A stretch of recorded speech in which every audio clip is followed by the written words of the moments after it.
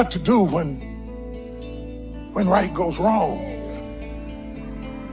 Is there any justifiable reason for my heart being broken? Is there any purpose in my pain? Can you make sense out of my sadness? Or did I just go through all of that for nothing? It's about the obstacles. It's about the challenges. It's about the pain that you endure along the way. Stand on the platform, and when that happens, your mind has to immediately shift back, because now you felt and tasted something that you can only get through winning. Are you willing to do it again? If you're willing to suffer, and I mean suffer, your brain and your body, once connected together, can do anything. You have to do the process. The process is non-negotiable. It's just, you have to do it. It's about the grind. Do you have the courage to think? Because if you can think, you can change.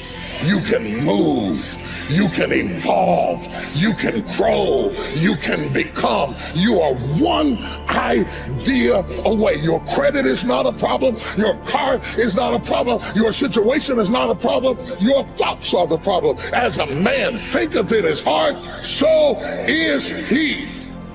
Everything starts in the thoughts you think. You are no better than the thoughts you think. If you think little, you go little. If you think weak, you go weak. What I need you to do is I need you to find a reason to keep going. And if you can find a reason to keep going, I know you're strong enough. Every human has what it takes to get past whatever they're going through, if they decide to. If you want to level up your character, then you need to get out here and do it. That's the game. Go look in the mirror right now. Humble yourself. Stop sitting there with an ego. Realize you ain't shit. You need to be around brave men. You need to be paying attention. Listen to the truth. I wasn't born this way. I absolutely not really made myself this way. And any single one of you men out here can do the same thing. If you're a man, you have duty, you have honor, you have things you should be doing regardless of how you feel. You should get up and do what needs to be done. And to me, those are the individuals that win in life. I'm asking you, will you stay mediocre for the rest of your life?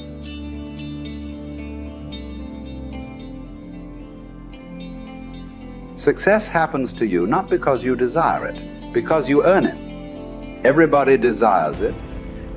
It comes only if you're capable of it. You know, we say in yoga, if you keep one eye on the goal, you have only one eye to find your way. That's not a good way to play a game. It's better both your eyes are on the game. The winning the cup and the accolades are things which happen because we play a game well. It's not because we want them, it'll happen. Because we play well, it happens.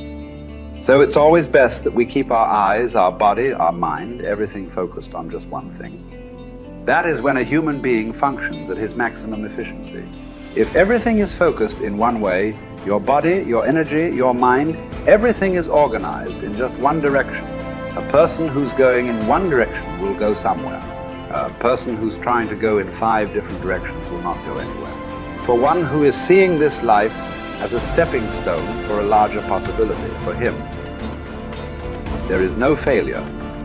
For one who is looking at the simple events of this life itself as the goal of life, for him, there is failure and success.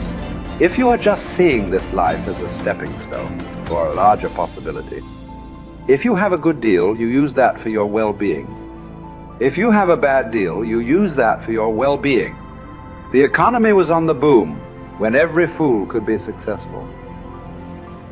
When the economy is on the boom, everybody gets carried, isn't it?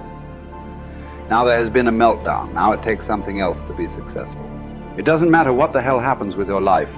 If you are seeing this life only as a stepping stone for a larger possibility, then whatever the situation, it is beautiful and very useful. So various situations in your life, either you can use it to make yourself stronger and better, or you can sit and cry. This is the choice you have. Everything. It doesn't matter what happens. The most horrific event happened in your life that also can be used for your growth and your well-being. So the fear of failure. Failure is bad enough. Fear is adding spice to it, isn't it?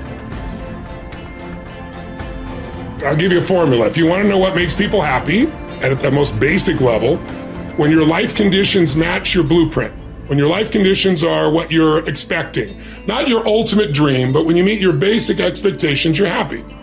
If your life conditions are better than you expected, you're over the moon. If your life conditions don't match your blueprint, your expectations, you have pain.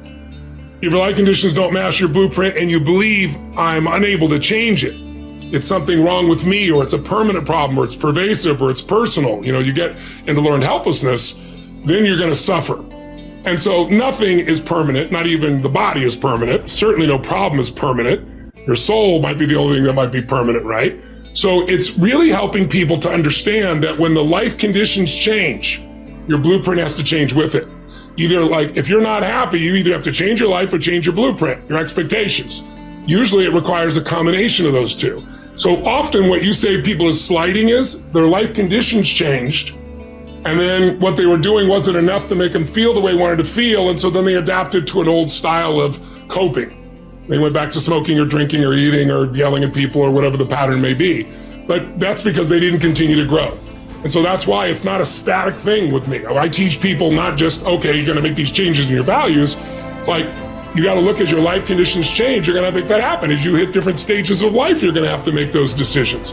And people everybody wants their life to be better, but no one wants to change, right? So we have to keep changing as the life conditions change. We got to update our blueprint, our values, our beliefs, our rules about how to play the game. And we have to update our behaviors to adapt to where the environment is. If you don't do that, you're in trouble. There are many people during COVID who it was the most horrific experience. There are many people that learned to use COVID, not like COVID used them. They grew their businesses, they expanded their mind, they shifted their emotions. They did things they never would have done. Other people gained 20 pounds, right? So it's all a matter of, do you adapt to the life conditions? And do you learn how to learn? Because this isn't a one-time thing. Oh, I did this thing. I went and worked out for a weekend. Now I'm pumped. Well, great. How long is that going to last? You're going to have to continue to use that and have a daily practice. Otherwise, you, of course, go back. And that's the biggest missing thing. I teach people daily practices that can take what they've learned and make it ongoing in their life, as opposed to, wow, I had this great weekend. The big question is, are we letting ourselves become what we wish to become? In this most important subject of association, here are some actions you may want to take. First, disassociation. You may, after a study of those 3 questions, who am I around, what are they doing to me, and is that okay, you may come to the serious conclusion that there are some people you just have to break away from. I'm not saying that it's an easy step to take, and it's not to be taken lightly. However, I am saying it may be an essential task. You may just have to make that hard choice not to let certain negative influences affect you anymore. Remember, it could be a choice that saves the quality of your life. The second action you may want to take is limited association. It could well be that you are spending too much time in a certain area of your life with a certain group of people. It's easy to put time and effort in the wrong place. The guy spends 3 hours at the ball game and 30 minutes listening to the sermon. See, that's called out of balance. 30 minutes for spirituality, 3 hours for entertainment.